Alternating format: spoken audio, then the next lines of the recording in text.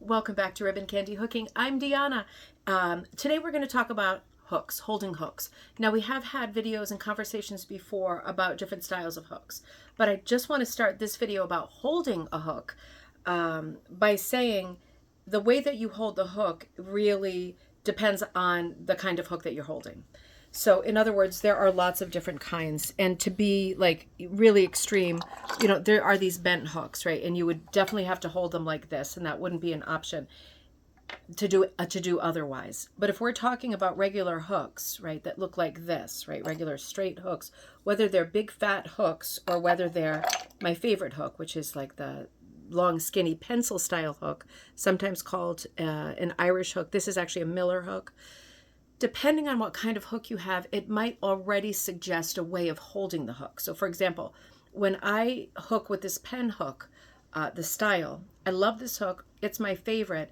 There are properties regarding this hook that make it difficult to use sometime. For example, do you see how the crook of the hook, which is the tip, is very curly? Now that can be problematic, particularly in monk's cloth, right? Because it pulls, monk's cloth is threadier as a weave. It pulls through lots of threads and it snags a lot, right? That's just one of the things about this style of hook. Otherwise, I love holding this hook because I hold it like a pen. Right? This is how my hand holds it. This is the natural way to hold it, and I will hook like this. I'll show you that in a second. With a fatter hook like this is a hook with a flat shaft, right? It's got a much smaller crook. I don't like this hook at all because the crook isn't deep enough to catch anything. So if you're a beginner hooker and you're saying, well, I'm hooking, I've got a hook that looks like this, the crook in here is not very deep. Things are falling out as I'm pulling them up. Well, I'm not surprised because this is not a very pronounced crook. That's something to think about. It's not going to pull up much, right? Whatever fits just in that one little groove is all you're going to pull up. That immediately suggests that this is, number one, a problematic hook for anything that's wider than like sock yarn or number 3 strip, but also the size of it, right? This one's covered with resin, but the size of it would say to me, as a beginner approaching the craft, you might hold it like this, like a pen hook, but you might also hold it like this, right? And people do that too. And which one is right? Neither is right. They are both right. It really depends on how you naturally want to grab the hook. I think the shape of certain hooks makes you want to grab them in different ways, right? So that in itself is a conversation. Now, let's actually, buttons is back. Let's actually come over here. I'm going to work a little bit slanted, and I'm just going to put a piece of scrap linen over my frame. If you're having struggles, one of your problems might be the way you're holding the hook. One of your problems might be your backing fabric is not tight enough. Maybe you're working on a hoop and you don't have like a frame with the teeth yet, right? And maybe you like the hoop, but if it's not tight enough, that could be an additional problem. That's just a side note. Now, when I'm going to hook with my Miller hook to get started. So when I'm hooking with this hook, right, let's say this is my little rag bag. I just grab a strip. This is probably a number 5 strip, maybe a number 4. This is how I hold the hook. I push the hook down. My hand underneath is holding the material. I put the material, I feed it into the crook of the hook, and I pull up. Now for the first one, we leave the tail up. I'm going to go down again, keep my hand away. I feed the strip or the yarn into the crook of the hook. I pull up, and then I lever it back down to be the height that I want. What height is it supposed to be? Well, traditionally it should be about as high as the piece is wide, right? That's a general guide. I just keep putting in my hook, feeding the crook, pulling it up. Now, some people will work a lot lower. If you come back down underneath, my hook is there. Some people feed the crook down here, pull it up, come back to the top, and then you definitely need to lever back down, right? Because your loop is too high. Other people, if you go back down, and this is what I typically do to work faster, I have the hook right under the surface and I feed it like this, right? And this is something that comes with speed and experience and just getting used to it. I'm right at the edge of the underside. So that is how I hold the hook. Now, if I were holding a different kind of a hook, for example, something much wider, if you have got one of the doorknob hooks, those are not that common anymore, something much wider, right? I could be inclined to hold it like this. I personally still hold like this, right? That's my comfort zone. That's what my body wants to do. My hand wants to grab it like this, not like this. If yours wants to do this and you are successfully pulling up loops, holding your hook like this, there is nothing wrong with that. Sometimes my hand hurts, typically in this area here, and it's from overdoing it. So sometimes I consciously switch to holding my hook like this just to give my wrist a break if I need to keep going, but it's not as fast. I'm also using a different hook. It's not as fast or as easy for me as it is when I hold it the other way, but it can be done, and some people default to holding it this way. You can see it's not easy for me at all this way, but I do see people in classes doing both, and neither is wrong. If you are successful at pulling up loops, you do it the way you do it. It's just like trying to put a pen in the hand of someone who is left-handed. They're going to do what I just did and struggle a little bit. And should you correct that? Only if it's not working. If you are being successful holding it this way, hold it this way. If you want to hold it this way, hold it this way. Do what's natural. Try both and be aware of what you're doing. Now, having people hook like that? Yeah, I mean, you could also, depending on your frame, right? This is an exceptionally small frame at 10 inches. And by the way, I will start stocking these frames because there's a huge demand for these. This is a very small frame. You can only work a certain size piece on this, even with moving it around. But yeah, that's a great solution, is moving it sideways. Working it sideways might be a better angle. People love to use the frames that tilt and tip and sometimes rotate, because sometimes it is nice to have a different angle on your piece, right? Depending on where you are in the piece and how you work. That's a great point. Angling your frame is sometimes a good help. Now, it's also worth saying, because I noticed in a recent post in our Facebook page, Rug Hooking and Punch Needle Club, I noticed that there was a question about pulling up loops. And one of the comments was extremely smart. It said, aside from the fact of how you hold the hook, besides that, if you have got a hook that is too small, right, too small, and you have got a big wide strip, you are not going to be successful, right? That is a technical problem. That is a matchy-match problem. Small strips, smaller hook, specifically smaller crook, right? Large strips, larger hook. So for example, I have got a tiny hook here, right? This is an antique hook. It is a tiny hook with a tiny crook. If I try to pull through, for example, this wide strip that I cut with scissors, it's going to be very hard, right? I'm under here. It's actually, I pulled it up, right? It wasn't on the first or the second try. Back down. I'm under here.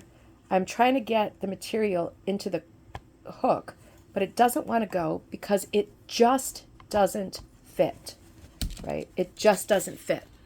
So that's a problem. What's going to happen if I keep this up? I'm going to rip the strip. I'm going to fray the strip. I'm going to rip the strip. It's going to become unusable. The problem is this size tip does not match this wide strip. This is a physical impossibility, right? You see, it's a physical impossibility. That's an obvious problem to diagnose. I have some really big hooks like this one. This is the hook. Hooks are not standardized, right? So when you're ordering them, specifically if you're ordering them from my shop, Ribbon Candy Hooking, we have got fine, medium, and I think primitive, right? We have 3 sizes, small, medium, large. There are more sizes. I don't feel you need more sizes, not for beginning, right? So for example, this isn't my favorite size hook because it's enormous. But when I put this hook into the backing, there is no question. This is a wide strip, but there's no question that this hook is going to pull this strip up because it's a giant big hook, right? Now, can I use this same hook with smaller strips? Well, let's get a really small strip and see. I don't really work with really small strips, but let's do this one. This is the smallest I think I've got. This is probably a 4. I put this in here. I pull it up. Does it work? Yes, it works. But, and there's always a but it is pulling up the loops because anything will fit into this crook because it's so large. But with these larger hooks, and this is my opinion, I'm working into linen, which is a very loose weave. Burlap is the loosest, in my opinion. Linen is the next. Rugwarp is the next, but that's much tighter. And I'm sorry, monk's cloth is the next, but that's much tighter. And rugwarp is the most tight, in my opinion. This big hook, right?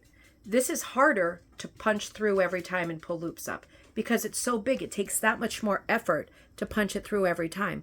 It's also such a big head that it's likely to get caught, right, in your backing. So pluses and minuses with everything. Sometimes people use, and I don't think I have it here. I don't. Sometimes people use a crochet hook. Crochet hooks can be good too. In crochet hook language, this would probably be a 4 or a 4.5. It's really big. When I'm using a crochet hook, I usually use a 3, tops 3.5, just in case you're a total beginner and you're looking just at using your crochet hooks or seeing what your choices are before you order a hook. A larger hook will pull up anything, but a larger hook is generally more clumsy just because going in and out of the fabric, it is big. It is big. So you tend to want to match the size of your hook top with the size of the strip. Pause. Sorry about that. My son was wandering in. So you do want to somewhat match the size of your hook to the strip that you're pulling up. When you're pulling up really wide strips, something like this that maybe is ripped, something like that, or a number 8, something more like this size strip, or something much smaller like a number 4 here, right? Maybe you're cutting it with scissors, maybe you're using yarn. You just want to be thinking, am I holding something that looks like this or looks like this or something in between? Because if you are getting twisting and problems with the shape of the loops you're pulling up, I can guarantee you it is not you. It is the equipment. It is your tools. It's the combo of stuff that you've got going. It is not you, right? That makes no sense.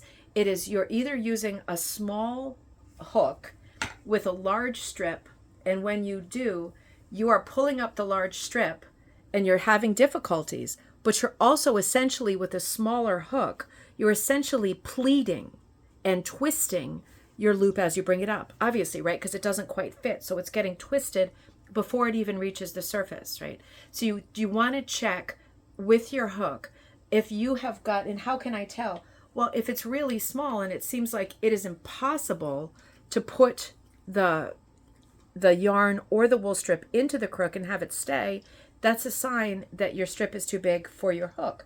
Then you want to be looking at other options, right? A hook, this one also is not going to grasp it well at all. You want to be looking at options. There we go, right? Does everybody have 100 hooks? Absolutely not. Most people have like the medium-sized hook. To me, it's the coarse hook, right? In Joan Moshimer language, it's an easy hook to use. It is good for everything. It's the one I go to most often. My Miller hook is a medium-sized hook. I think you can go below and a little bit above without too much difficulty. But if you are a beginner, you do want to think about, why am I twisting loops? You're twisting loops partly because you're a beginner and your hand isn't used to doing that motion you were seeing me do underneath. And you hope as a beginner that your hand will get used to doing that motion blind underneath your backing fabric sooner rather than later. But hey, it might be later, right? It might be later. It's not intuitive. Putting a hook into backing, feeding your fabric and pulling it up into loops is not intuitive, right? So it's something that you need to learn, but it is not helping if you are using a hook that is too small or too big. And that is partially trial and error, but it's also partially common sense and going, that feels all right, that's going to work, versus that's never going to work, right? So you're not doing yourself any favors by continuing to try to work with tools that are just not working. You don't have to go and order every size of hook that you see advertised by every rug hooking company. If you are already a crocheter or you have a craft store near you, grab like something like a 3.0, maybe grab 3, maybe grab a 2 something, a 3 something, and a 4 something, just so you have an array of different hooks. And just to end this conversation, can you use crochet hooks instead of rug hooks? You can, but they are typically a little bit less successful. And oh, I'm sorry, I just poked Buttons in the face with a hook. Honey, am I going to hook your face? I can't work that face into this piece. Honey. They typically are not as successful because rug hooks in general have a much sharper tip on them, which is good for putting into your backing, right? This is a really wide shaft. Sharper hook, easier in, and also deeper crook traditionally with rug hooks. So things go in there more easily and pull up more easily. Crochet hooks, less of a pronounced crook and more of a dull tip. Those are both difficult things for rug hookers because you're not getting in there easy thousands of times and you're not pulling up easily. So it might be that you end up transitioning to a rug hook, but a lot of people find the crochet hook that they fall in love with and they never move to a rug hook. You just have to experiment with this craft. Like other crafts where you're holding tools in your hand, other traditional crafts, you have to have a relationship that's pretty solid between the thing you're holding in your hand and your materials, right? Once you feel good about your hook, you tend to stick with that hook forever. We are typically monogamous rug hookers with our hooks, with very few exceptions. So keep looking for the hook that's right. Give yourself that hot minute when you're pulling up loops and you're thinking they're all twisted. First, check that your strip or your yarn fits well into the hook that you're using. First, check that.